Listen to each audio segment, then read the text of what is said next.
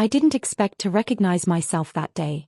I was standing in front of a mirror that wasn't mine, wrapped in a crisp white robe that smelled faintly of lavender and something medicinal. The lighting was soft, designed to make the reflection forgiving. And yet, my breath caught, sharp and sudden.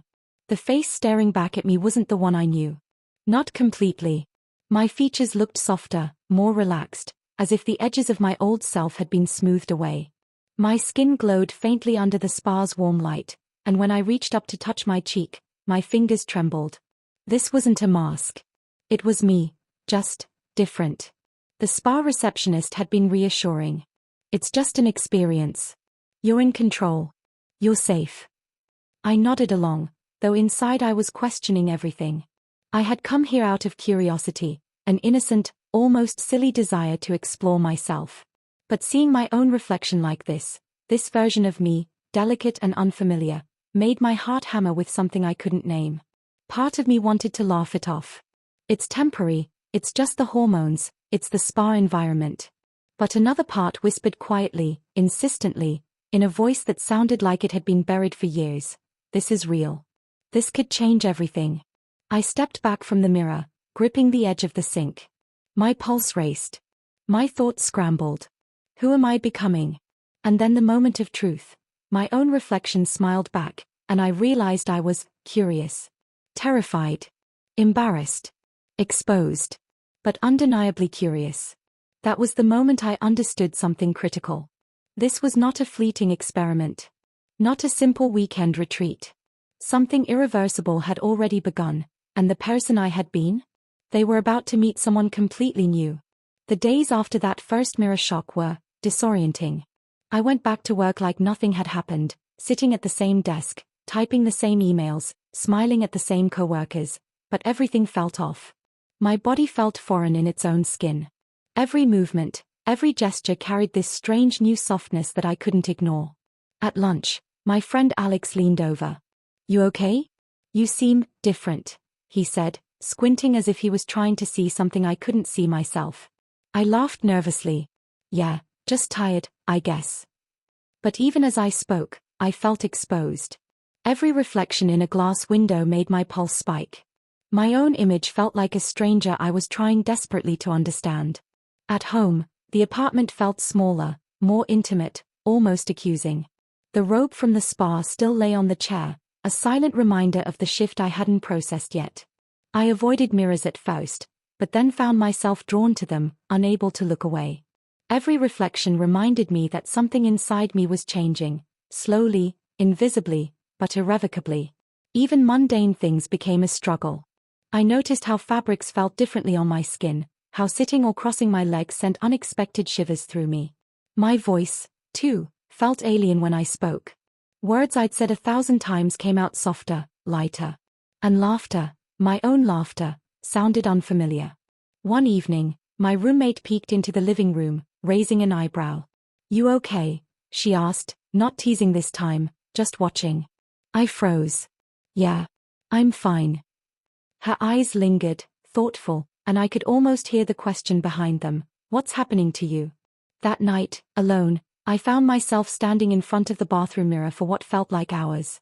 I traced the curve of my jaw, the slope of my shoulders. My hands trembled as I touched my face. The change wasn't drastic, but it was undeniable. Subtle softness, almost imperceptible, but enough to make me feel exposed. Vulnerable. Curious. I realized then that the transformation wasn't just physical. It was mental. Emotional. It was challenging every assumption I had about who I was, how I moved through the world, and what it meant to exist in my own body. And the truth terrified me. Because I couldn't unsee it. Because I didn't want to. It started with locking my bedroom door. Not because anyone was about to walk in, but because I needed that illusion of safety, of control. Behind that door, I could experiment without judgment, without witnesses. I could explore the part of me that had stirred to life at the spa. I pulled open the suitcase I'd packed with clothes for the weekend retreat, soft tops, flowing dresses, leggings I'd never dared wear outside imagination. Each piece was like a small key to a door I hadn't realized existed in me. My hands shook as I lifted a pastel blouse, the fabric warm and smooth against my fingers. Slipping into it, I felt a shiver of something I couldn't quite name. Relief, maybe. Comfort. A strange thrill. The blouse clung differently than any shirt I'd ever worn, following the subtle contours of my chest. It wasn't revealing, but it made me aware. Aware of how my shoulders moved, how my hips shifted slightly as I walked across the room, how my posture softened when I relaxed into the fabric. I moved to the mirror, heart hammering, pulse racing. The reflection wasn't startling anymore. It was intriguing. There was a hint of recognition now, of something I'd been suppressing for years, peeking out from beneath the familiar face I thought I knew. And then came the makeup. I sat at my desk and opened the small kit I had brought. Lip balm first, soft, tinted, warming my lips. Then foundation, brushed carefully over my cheeks, blending until I couldn't see the sharp lines I'd always tried to hide. I fumbled with eyeliner, wiping away mistakes and starting again. Each swipe made me hyper-aware of my own hands, my own movements, the way my expression softened when I relaxed. The first time I looked at myself fully done up, I felt my breath catch. Not in fear. Not in shame. But in something closer to awe. It wasn't a mask. It was me, just a version I had been afraid to meet. Then I spoke aloud, quietly at first, practicing the tone and pitch I'd noticed at the spa. The sound startled me. Softer. Gentler. Familiar, and yet, new. My voice didn't feel like it belonged entirely to the old me. It felt like a bridge. Between what I was and what I could become. I practiced movements too.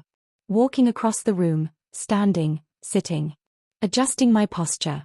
Not dramatically, not like a performance, but deliberately, carefully. Each step revealed a small shift in confidence, a tiny victory over the fear that had gripped me for so long. The nights blurred into this ritual. Lock the door. Dress. Experiment. Watch. Learn. My body began to respond to the clothes, to the makeup, to the tiny gestures I was practicing. Sitting cross-legged became natural. Smiling without checking my reflection became easier. Breathing became calmer. And always, in the background, that whisper of fear lingered. What does this mean? Who am I becoming? What will happen if someone finds out? But alongside it, curiosity sang louder. A dangerous, exhilarating melody that pulled me deeper into this new world I was discovering within myself. By the time I changed back into my ordinary clothes, I felt changed. Not completely, not yet. But undeniably different. The reflection in the mirror seemed softer, more patient, as if it knew a secret I had only just begun to understand. I realized then that this wasn't just a phase, a fleeting experiment, or a weekend curiosity. This was discovery. I wasn't pretending. I was uncovering. The first time I stepped outside dressed in a softer, more feminine way, my hands trembled like I was sneaking into someone else's life. Not fully dramatic, nothing to make strangers stare, but enough to make me hyper-aware. Slimmer jeans, a blouse that draped gently, shoes with just a slight heel that changed my posture and made me feel different. I paused at the apartment door, fingers hovering over the handle. My heartbeat thundered. I can still change my mind, I told myself. I can go back inside. No one will know. But another voice whispered, you'll know if you don't try. I stepped out. The hallway felt longer. The elevator ride felt heavier. Each step made my pulse spike. Outside, the city was alive. People passed by, unaware of the storm inside me. Every glance felt magnified, though most likely it wasn't directed at me at all. I walked to a cafe I'd frequented hundreds of times. The smell of coffee wrapped around me, grounding me. I practiced walking as I'd done in secret, soft shoulders, hips relaxed, gaze calm. I rehearsed my order silently, convinced my voice would betray me. When I finally spoke, the barista smiled. What can I get you? No pause. No question. I ordered my coffee, hands slightly shaking, and found a seat by the window. Outside, people hurried along the sidewalks, indifferent. And for the first time, I realized, the world doesn't care if I exist differently. Only I do. That small victory was intoxicating. From that weekend onward, I experimented more boldly. Subtle outfits at first, soft cardigans, flowing fabrics, neutral tones that hinted at femininity without screaming it. Then slightly bolder choices, delicate jewelry, scarves, shoes with just enough height to make me walk taller. I noticed how strangers reacted, not to my body, but to the way I carried myself. When I moved with ease, when I allowed my posture to soften, people responded differently. Compliments came unexpectedly. You look really happy. I like your style. You seem comfortable. Inside, a quiet revolution was happening. Fear still lingered, but curiosity and excitement mingled with it.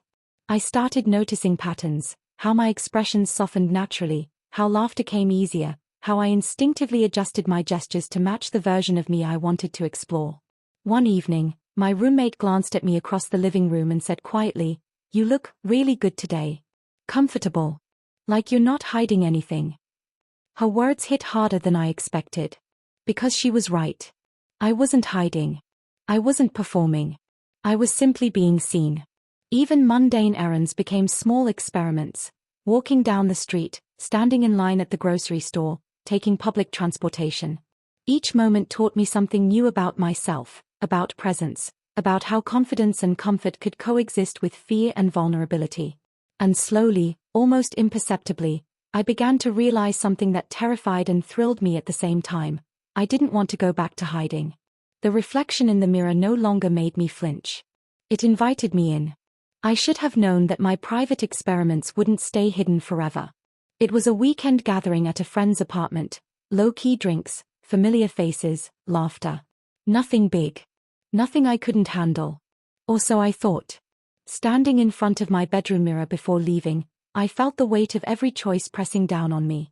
The outfit was soft but intentional, a blouse that draped over my shoulders, tailored pants, subtle makeup that accentuated my features without screaming for attention.